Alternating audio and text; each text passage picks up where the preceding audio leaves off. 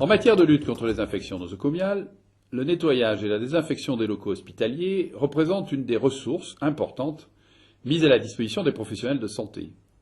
Le bionettoyage, comme on l'appelle désormais, est une démarche qui répond à des protocoles très précis et régulièrement évalués. Parmi les techniques mises en œuvre pour nettoyer et désinfecter les locaux hospitaliers, la vapeur d'eau est une démarche innovante. Elle mérite d'être encouragée et évaluée pour trouver toute sa place dans l'arsenal des moyens dont disposent les hygiénistes hospitaliers. L'entretien d'une chambre de patient au quotidien est effectué à l'aide d'un générateur vapeur équipé de son balai, d'un chariot traditionnel de ménage hospitalier et des différents textiles d'essuyage nécessaires pour les surfaces et le sol. Les lavettes microfibres pour les surfaces hautes et les bandeaux de lavage pour les sols sont également à disposition. Plusieurs étapes doivent être respectées et effectuées. Évacuation des déchets, essuyage humide des surfaces, mobilier du patient à l'aide d'une chiffonnette sur laquelle la personne a pulvérisé le produit adapté. Le sol de la chambre est alors traité à l'aide du balai vapeur doté d'un bandeau de nettoyage en microfibre à usage court ou long selon les besoins. Il sera changé à chaque chambre et évacué dans le collecteur de linge sale prévu à cet effet. Comme pour les méthodes traditionnelles, pour plus d'efficacité, il est recommandé d'effectuer cette opération en effectuant un mouvement circulaire appelé godille. Il n'est pas nécessaire d'appuyer fortement sur le balai pour obtenir une meilleure action. Les surfaces hautes seront traitées selon le protocole habituel de nettoyage et de désinfection.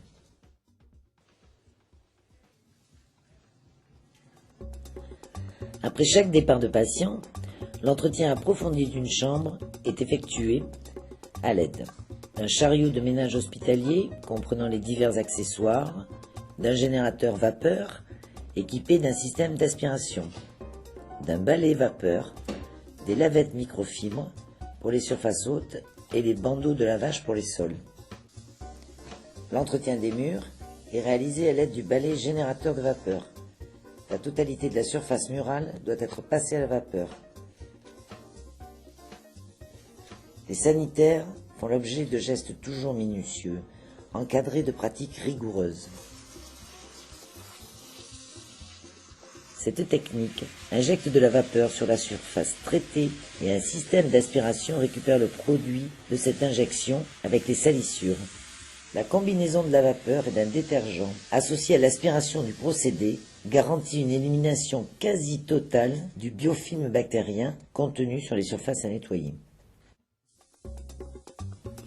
Ces dispositifs sont peu pratiques à nettoyer et entretenir. La vapeur, de par sa capacité à pénétrer dans des endroits d'accès réduits et ou inaccessibles, permet un nettoyage performant et l'élimination en grande partie de micro-organismes potentiellement pathogènes.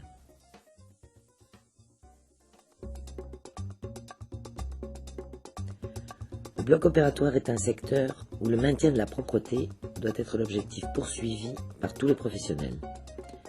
La qualité du nettoyage est un des éléments de prévention et de lutte contre les infections nosocomiales et plus particulièrement celles qui concernent le site opératoire. Le nettoyage et la désinfection des salles d'intervention visent à supprimer les souillures macroscopiques et éliminer les micro-organismes potentiellement présents. Dès la fin de l'intervention, la salle est débarrassée de tous les dispositifs utilisés. Le sol sera traité avec le balai équipé de son diffuseur vapeur selon la méthode classique. Le nettoyage en fin de journée est un nettoyage approfondi.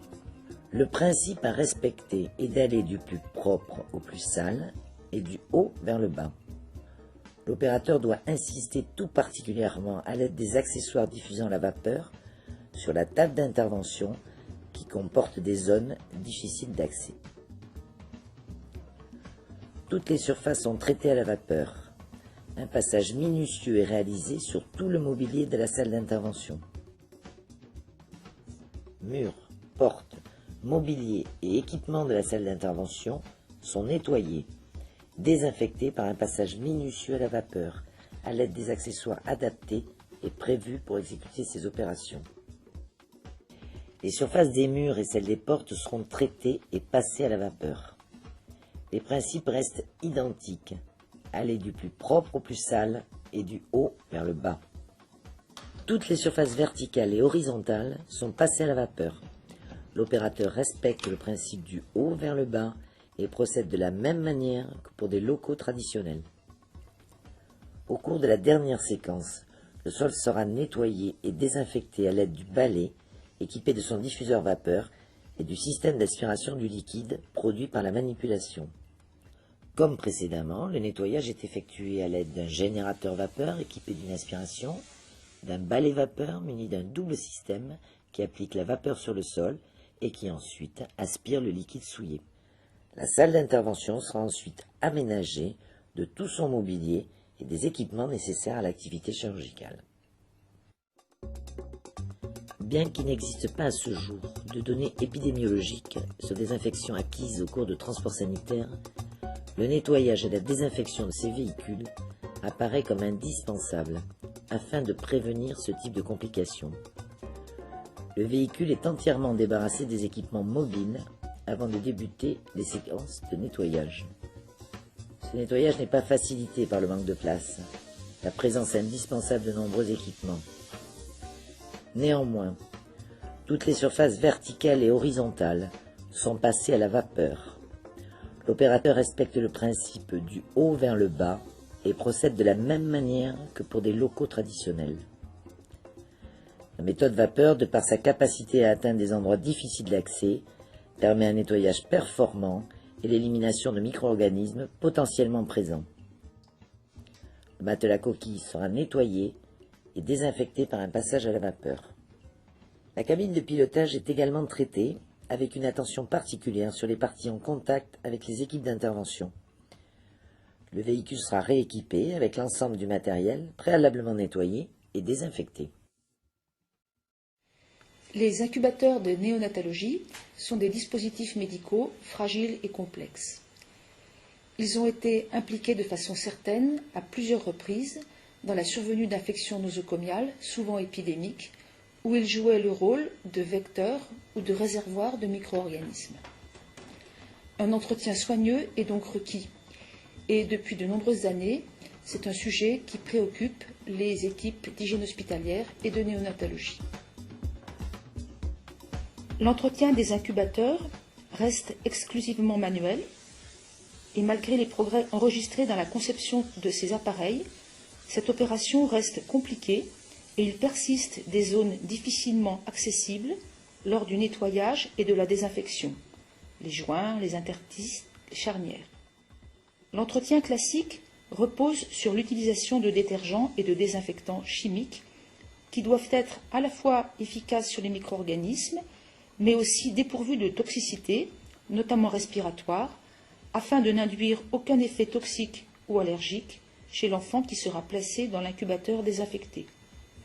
Les produits réellement utilisables sont en nombre limité. Ils posent très souvent des problèmes de difficulté de rinçage, nécessitant de renouveler plusieurs fois cette opération si l'on veut rester à un niveau de toxicité acceptable et obtenir un aspect correct et sans trace du plexiglas constituant l'habitacle. Face à cette situation, l'entretien des incubateurs à l'aide de la vapeur nous a paru une alternative intéressante, permettant de s'affranchir de tous les problèmes de toxicité des produits chimiques et supprimant toutes les difficultés liées au rinçage des détergents ou des désinfectants.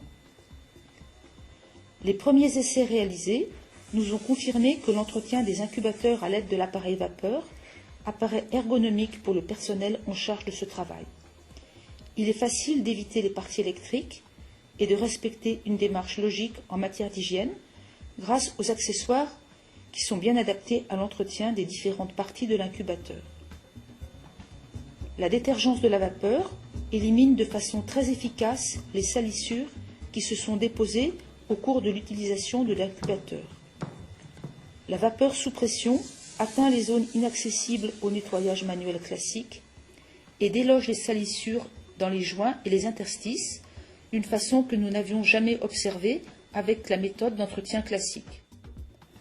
À l'issue de cet entretien, les surfaces de l'incubateur apparaissent propres et brillantes, notamment au niveau du plexiglas qui ne comporte aucune trace.